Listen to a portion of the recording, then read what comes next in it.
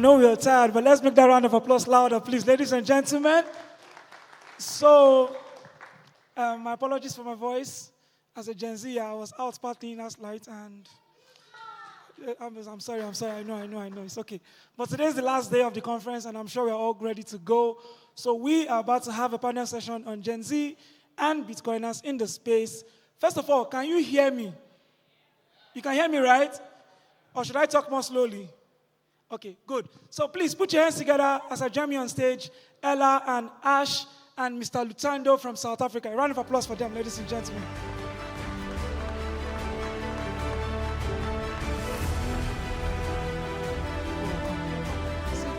Sit. Yeah, anyway, fine.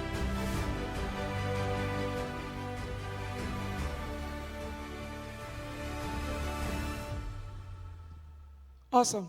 So, a generation concerned about youths, and we are here to discuss about how this particular technology impacts them. So first of all, starting from Ash, we'd love for you to introduce yourself and tell us who you work with. Yeah, my name is Arsh. I work at the Human Rights Foundation. I also co-founded the Bitcoin Students Network alongside Ella, and I also co-founded Generation Bitcoin. Hi everyone, my name is Ella Huff. I'm in my last year of university where I'm studying the first independent program focused on Bitcoin. I also lead our Bitcoin club there and also helping with the first study looking at Bitcoin adoption and financial freedom. As Arsh mentioned, I co-founded the Bitcoin Students Network with Arsh and then also helped them with Generation Bitcoin. Hi everyone, my name is Lutando Ndabambi. I'm currently staying in South Africa. I'm a project committee lead for Bitcoiners and the Safer Kids. My background with the Safer Kids, I started working at the ocean, coaching the kids in the ocean to surf. So in 2021 is where I started to work for Bitcoiners project, onboarding the shops in the township. Awesome. So just to be clear, we're going to keep this very short, very simple and straightforward. I'm not Gen Z, but I like to ascribe myself as one, and they're very fast and quick. So this question is for you, Ash. What do you think are the aspects of Bitcoin that resonates with this generation the most, and why do you think that is? Yeah, well, first of all, we accept you, Paul, as Gen Z. To your question though, I really think Gen Z, like you mentioned in your intro, being natively digital resonates the most. So when I talk to my friends and when we talk to our colleagues and the students that we work with, they seem to understand it faster than a lot of others would. Now there's a lot more beyond that to understand, as there's Bitcoin, there's cryptocurrencies, there's a lot of different projects happening in this realm, which I'm sure we'll touch on later, and how to decipher the two. But I think just being digitally native definitely helps a lot, and at least in the US where Ella and I are from, a majority of payments between peers and friends already happen digitally. So that's why I think Gen Z is a great catalyst to adopt Bitcoin. Awesome. So we know that when it comes to the term Gen Z, it's not just the Western world. Even here in Africa, we also have children of that age range. 100%. And I'm looking to you, Lutando, and with the work you're doing at Bitcoin Academy with the Suffer Kids, how's the experience been like with you there? Oh, okay, at the Safer Kids, is whereby we recruit the kids from the township. We teach them surfing, and also we reward the kids Bitcoin. So those Bitcoin they can spend to the township, to the merchants of the township. And also we are taking the attendance to the Safer Kids, and then if the kids is above 70%, so he will receive those Satoshis, but if it's less than 70%, they are not receiving the Satoshis. So we did teach the kids commitment. They must learn how to be commit when they want to do something. And also in the Bitcoin Legacy side, we recruit the kids from the township from the age of 12 years above So we don't use the same keys they are going to the safer keys. We use the keys that they are interested about learning about Bitcoin. Awesome. Thank you so much for that, because we all know that everyone here has an opportunity to learn about it using different means available to them. For the suffer kids, it's been underground work, and we also would like to look into the social media aspect of that. And I wanted to point this question to you, Ella. How do you feel social media has influenced Gen Z when it comes to Bitcoin adoption? Yeah, thank you. So honestly, when I think about how social media has influenced Bitcoin adoption in particular, I think it's more had a negative effect. When I talk to a lot of my friends, and maybe Arsh as well, about Bitcoin, the first reaction they have is about blockchain or some scam they've heard or some airdrop or something on social media that's not as positive. Another thing I hear is, Bitcoin, it's not that cool. There's other technological innovations happening somewhere else. But an analogy I like, which maybe doesn't quite hold up to the Austrian economic standards, is thinking of Bitcoin a little bit like oxygen, and how, in this room we're surrounded by oxygen, and it's, we're not focused on it 100%, but it's letting us live and breathe, and that is what Bitcoin can do for younger generations. So it's not necessarily cool, but it's essential. Not necessarily cool, but essential. I like that statement.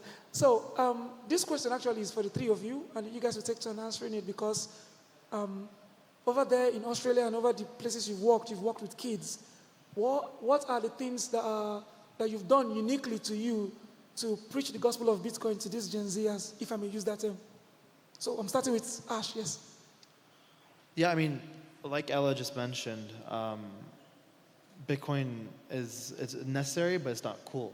So it's just like, how can we make How can you make it cool? What were you gonna say? I was just saying, I think we're here. We see so much cool stuff happening. So part of it's bringing that to the front. No, for sure. Yeah. No, and it's just like, a lot of, my friends have, the privilege of like experimenting with like meme coins and different projects and exploring the cryptoverse, if you will. And it's just like, it's fun, it's engaging. And I think social media has actually boosted that a lot, right? Like if you've been following what's been happening lately. Anyway, back to your question. Yeah, I would say that the biggest thing to focus on is not exactly, because Oken earlier on my panel, Oken mentioned this, where he said that you can't preach Bitcoin directly to them. You have to meet them where they are. So, some of my friends, not many of them, will care about economics. But most of them want to know how they can personally benefit from it and what it could do for them. And from that angle, I mostly go at it from, okay, this is something that could give you a job opportunity. This is something that could propel you. And how this is how you should focus on it and what you should focus on. And some people are interested in that, some people are not.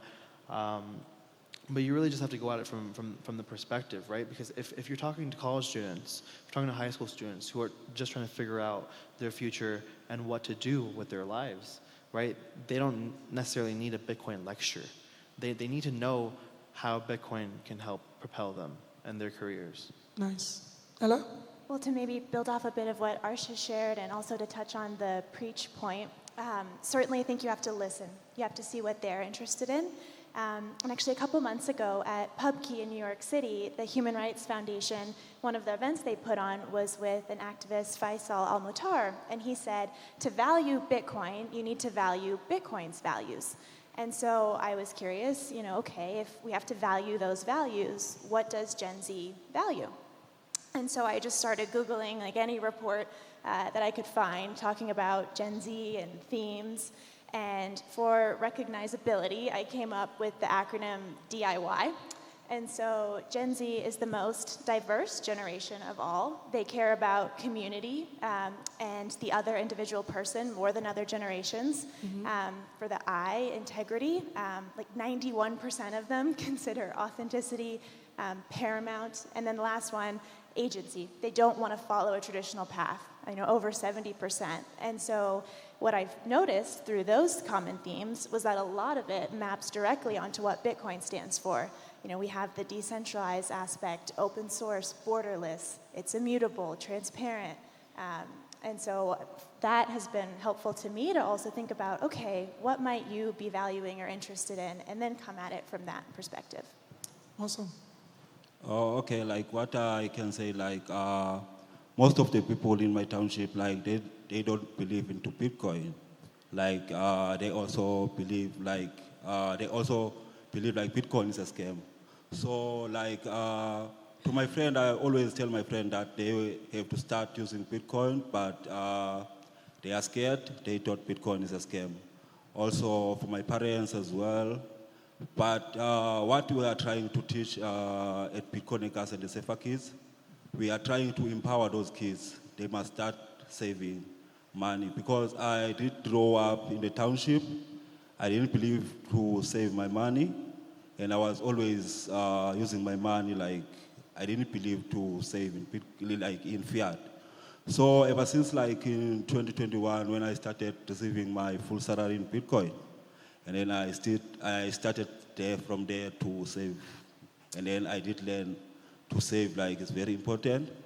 I keep telling also like the people that they are living around me, like the merchants, that they must keep saving their Bitcoin. Bitcoin is the future. Awesome. Just want to add something? No, I just really want to build on what Luthando just mentioned because earlier this year I had the opportunity to actually visit the Surfer Kids and Bitcoin Ikasi, and that's a direct example of meeting people where they are and doing what matters on a global stage, right? So they're able to go to these kids. I had the opportunity to meet a lot of them, and talk to them about Bitcoin, talk to them about what they're learning, but keeping the main point in the surf. And where they were able to attract them. So kudos to you. Kudos to you, Cassie. So there's a saying that goes, train up a child in the way that he should grow, and when he grows, he will not depart from it. So looking into the future, with the plans ongoing and what you guys are currently doing, what do you guys expect to happen, and what are your projected, expectations, starting with Safer Kids? Oh, okay, like at the Safer Kids, what we are trying to achieve for the future, we want to see like one of the kids safe on pros. And also like as from next year, like there is 3 of the kids that they were going to the Safer Kids since they were 6. Now one of them is gonna turn 20 next year. 2 of them, they're gonna turn 19 next year. So like they're gonna start doing homeschooling. So like we just want to keep them to the school because they are not receiving enough education. You can't learn more if there is 47 people in one classroom. You will never receive enough education. So we are planning to take those kids out from the school, and they're gonna attend homeschooling in our Bitcoin Ekasi Center. Like they're gonna work as they learn. So they're gonna receive like their full salary in Bitcoin. So we want to pay back to them for commitment for all of these years, from the age of 6 till they are older now. So in Bitcoin Ekasi side, like we want to make those kids like travel the world. I'm the role model to them. I didn't think that I would be traveling the world. Bitcoin did change my life a lot. So I'm an example to those kids. I'm always be a role model to those kids. So we want them to travel the world so they can get more opportunities. Awesome. Ella? I think Bitcoin is the system. As you were mentioning earlier, it was born in Gen Z. I think Bitcoin is the economic language that they are going to speak. If we look at just the next 10 years, that kind of puts our generation at between the ages of 21 to 37. So this whole generation at the beginning or kind of after started earning, saving, spending, and I think it only makes sense that that happens in Bitcoin. Awesome. Ash? Yeah. So your question was what can be What, next yes, what do you expect for the future? for the future? Yeah, I would. I mean, I was gonna say for the majority of people, right? It's like first of all, the range for Gen Z is what we should touch on really quick. So it's 11. Right now, it's like 11 to 11 to 27. 27, So right. the numbers are a little off, but it's like 1997 to 2013. Right. Yeah. So this obviously varies a lot, right? Because a 27-year-old can be married with kids, an 11-year-old is like in middle school. So like when you say Gen Z, it's not just like a teenager. It's like it's a much wider range. But anyway, bringing it back to your question, I think that Gen Z is capable of adopting Bitcoin, as I mentioned earlier, and the stats that you mentioned, right? So 70% of people don't want a traditional path. So that's what lies forward. People are figuring out how can they find, a different way. How can they work on Bitcoin? How can they work in open source? That's a huge stat that I'm seeing right now. With a lot of students interested in open source work, which is sustainable by energy generation. Awesome. So we'll be taking our last words. We're trying to round up and try to keep up to time. But I would like for you to, as you give your last words, try to focus more on, I wanted to say encouraging the digital first generation, but like you said, there's almost a 27-year gap, and the digital first generation might be 27 years old now. So, but then, any last words for Gen Zers out there who are listening to this current panel session, starting with Ash? Yeah. Well, what I want to say quickly about bringing it back to where we are right now, here in Kenya, in Africa, right?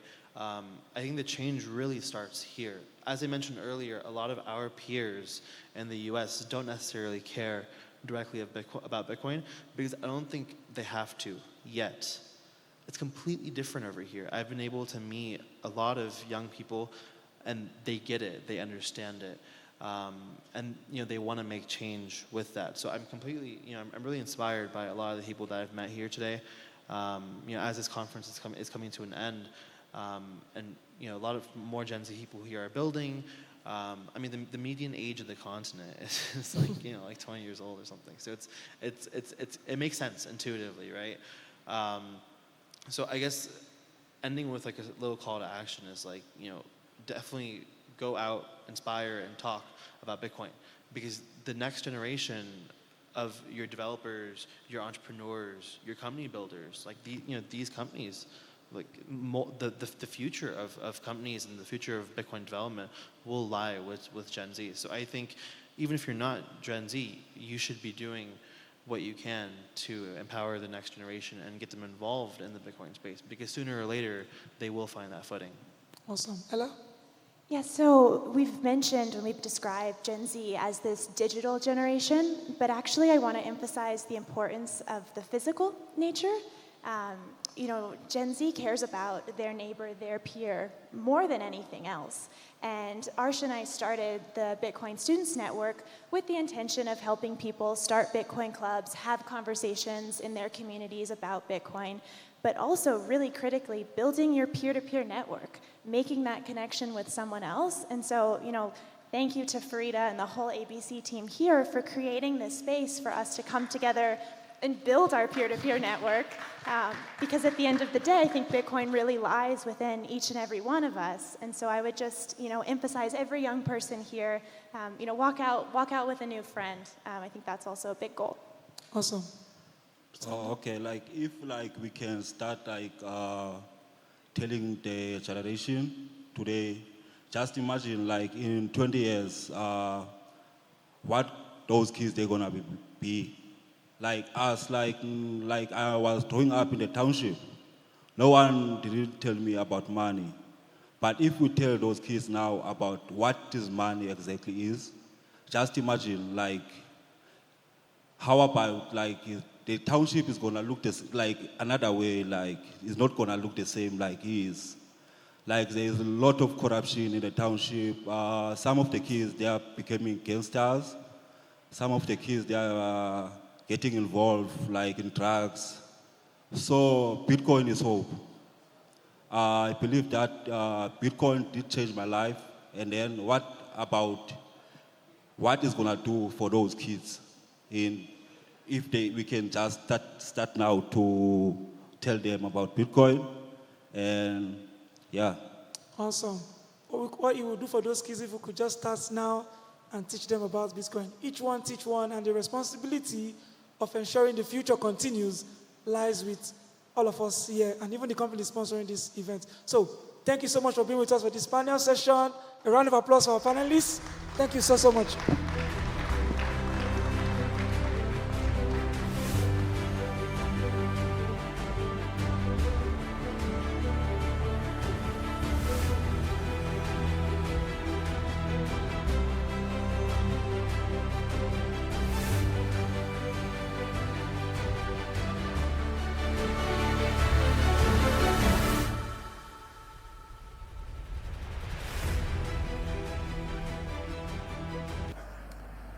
Here's a QR code where you can support it. The hashtag we're using is HODL Hope, and we